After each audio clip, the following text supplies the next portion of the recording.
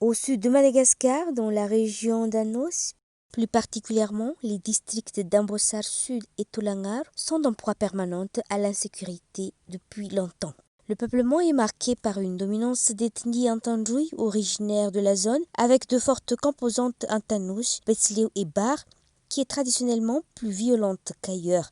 Population majoritairement jeune à majorité illettrée, qui est rendue vulnérable par la sécheresse.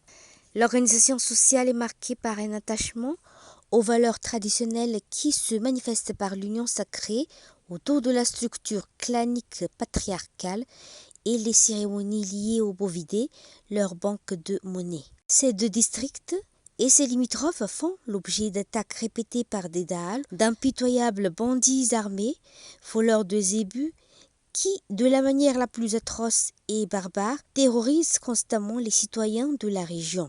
Nous parlons de ces deux districts parce qu'à la fois, la violence de la situation et la faiblesse de l'État y sont particulièrement marquées. Mais la situation, à un degré proche, s'étend sur toutes les régions en particulier, là où il y a des élevages de zébus. Les vols de bétail et des biens, les attaques physiques, les massacres sauvages et viols, l'incendie des villages et les événements sont fréquents au cours des attaques.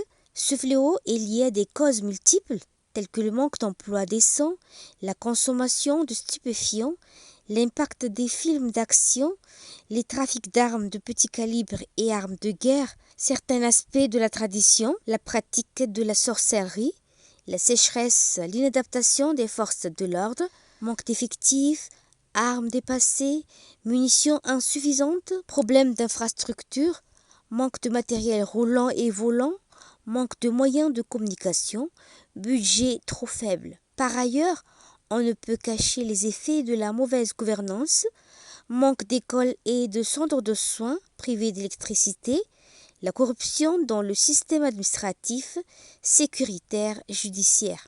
En bref, toutes les injustices sociales qui gangrènent le pays tout entier. Tout cela entraîne la pérennité de l'insécurité de toutes les communes de la région, la pauvreté de la population, l'analphabétisme, l'insécurité alimentaire et sociale, l'exode rural et conduit à l'instabilité généralisée. Des opérations militaires ont été faites à plusieurs reprises pour éradiquer les réseaux de ces voleurs de bovidés, mais malheureusement infructueux. Elles amènent souvent des exactions et massacres de populations innocentes.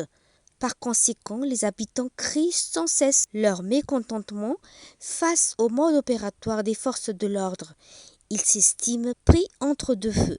En plus, les Dahal capturés et les gros bonnets à col blanc inculpés sont constamment relâchés et se vengent sur la population. Le désespoir de la population s'exprime par la justice populaire. Auparavant, les bandits commettaient leurs actes individuellement ou en petits groupes et ne tuaient pas les victimes. Depuis l'époque du fameux chef de Dahal, dénommé Réménabil vers l'année 2008, les attaques arrivent à réunir des centaines de Dahal et terrorisent l'ensemble de la population, obligée de se cacher dans la forêt ou fuir vers les grandes villes pour devenir des personnes déplacées. L'arrivée du jeune capitaine fait miraculeusement régner la paix dans la région. Il a opposé la violence à la violence, mais pour les lois de la société. Pour diminuer et mettre fin à ce banditisme, il a étudié profondément leur stratégie, leurs fiefs, lieux de rencontre et repli, les moyens utilisés, même la vie de leur famille et leur réseau de renseignement.